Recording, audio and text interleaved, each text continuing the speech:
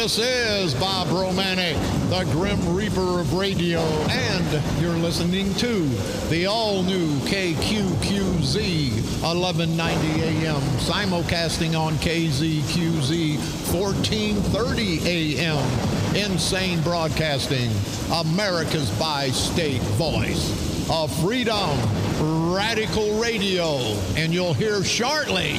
And we are, as always, proud, very, very proud to be the Patriot. You know, I got to say, President Reed, I've got nothing but respect for him. And we talked off the air, and he asked me to calm down, and I'm going to try, but I really can't. You people that listen to me every day, you know, I'm on my medication because President Reed is here. And I want to respect him and respect what he's about. And he is a Christian. He is a decent man trying to fight.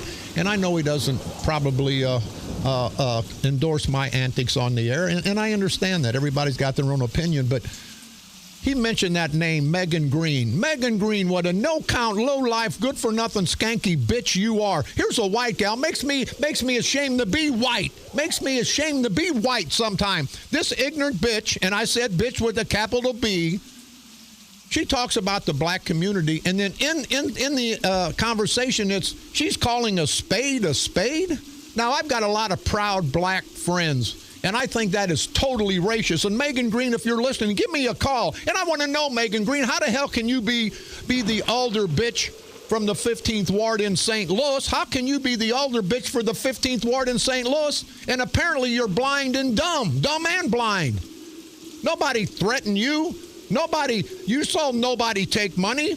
But you're going to get the feds involved, say there was money offered, there was bribes going on. Now, you know, when you do that, you hurt everybody in the city of St. Louis because there's some decent people, some decent public officials in St. Louis. For you to say, oh, I heard this, I saw this, then they tell me, I heard from sources over in St. Louis, that people had to call the feds because you said you called the feds and you didn't.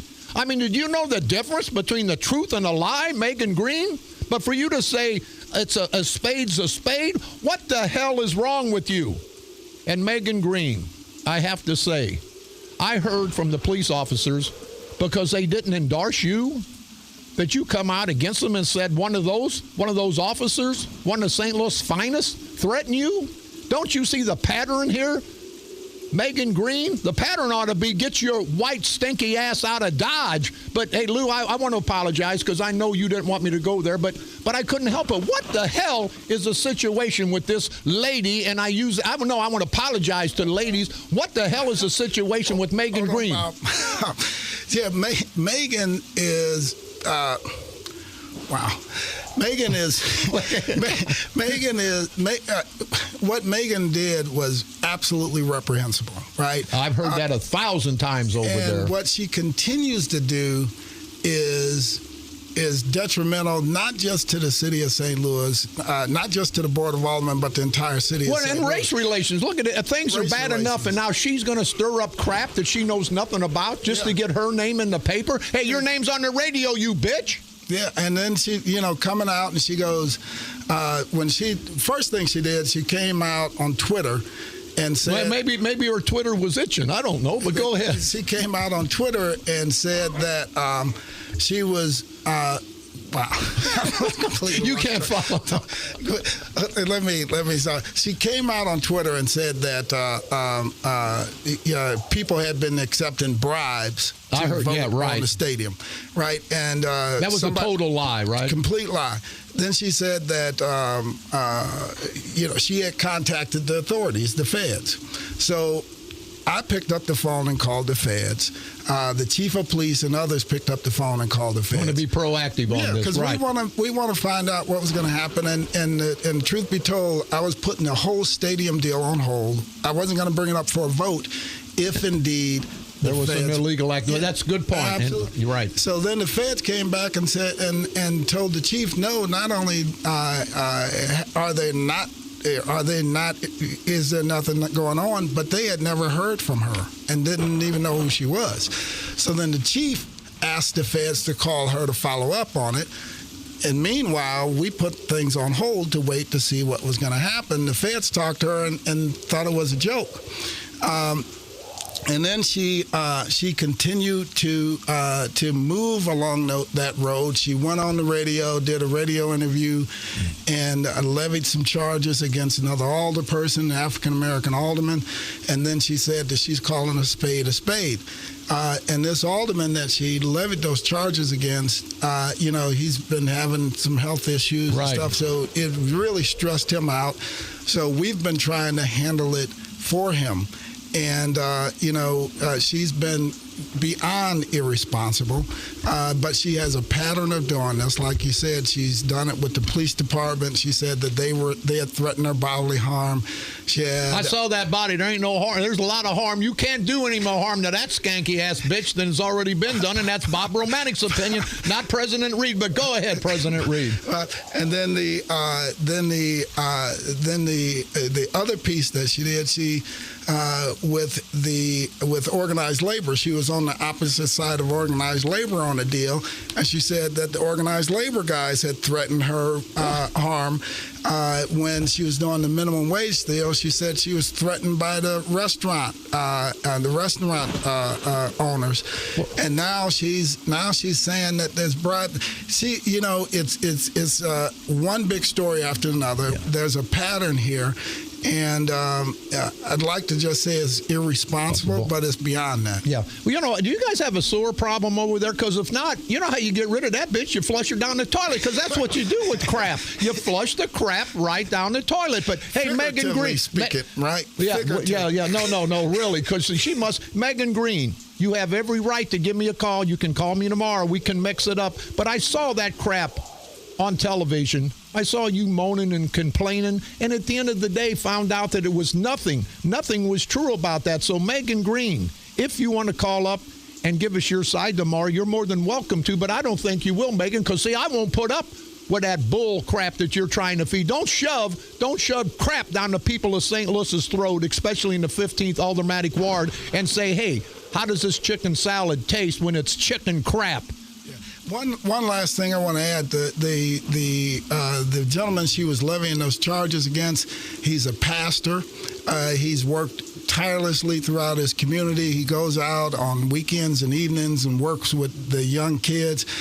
He's done a great job of working with some of the kids that were in crime and that were doing drugs and all that kind of stuff, and getting them to come back around and be productive. And this guy is a guy that has committed his life to making a difference.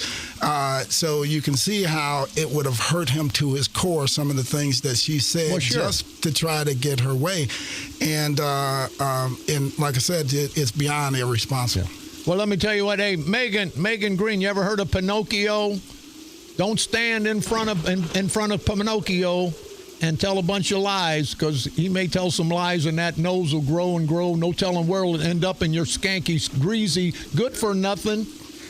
Okay, Lou, hold me back. Go ahead. You're a razzler. I ain't going to mess with you. Go ahead. Thanks, Bob. That's it. Well, no, here, Lou, I got to say, and people, you heard me. See, I'm running for office, and I'm going to be who I am, when I am, say what I want when I want to say it. This has nothing to do with Lou Reed. Lou Reed, for whatever reasons, trying to be diplomatic and nice to this lady. I sure the hell don't want to be nice, and I don't even know the bitch. So, Lou, I'm going to give you the final word to the good people of St. Louis, and if you want to clean up my crap on Megan Green, whatever you want, you got the last couple of minutes. No, the jobs that we do are hard enough. Right. But what we see happening with a person like Megan Green, she'll take whatever that notion is about an organization. At the time, she said that the police were attacking her. It was right after the Mike Brown shooting had happened, and the police were really not looked well upon in the public, and she took that opportunity to load more on their back, and she continues to do that kind of thing on and on and on and on and on. And one of the final things I'd like to say before we run out of time, I know you're running for office, Bob. I think that you would be great to have in the Capitol over in Illinois. It'd be nice to have you. If we could switch you to the Democratic Party, I would be there, but they ran me out. And Lou, I like the way you over in Missouri. I like the way you say you're glad I'm running in the state of Illinois. I like the way. No, but it'd be great because you need people that'll speak out, people that stand for something, right? At the end of the day, we know that you come from your moral center. You standing for what you believe in. You're right. And you know what, though? And I'm not perfect, Lou Reed, not perfect at all, just like you, but you're an honorable man. I wish you the best. I hope, and I know this is a political statement for me, not Lou Reed. I hope that you gear up and run for mayor in 2 years because, Lou, we need you over in St. Louis because when I go to St. Louis at this point, it's not the police officer's fault. It's the administration's fault, and Mayor Slay, in my opinion, has just done a piss-poor job, and I hope to see you in the mayor's office because not only will you benefit, but the people of St. Louis will benefit even more. Thank you very much for taking the time. Mr. Lou Reed, president of the St. Louis Board of Aldermen, maybe one day president. Well, I think he's too smart.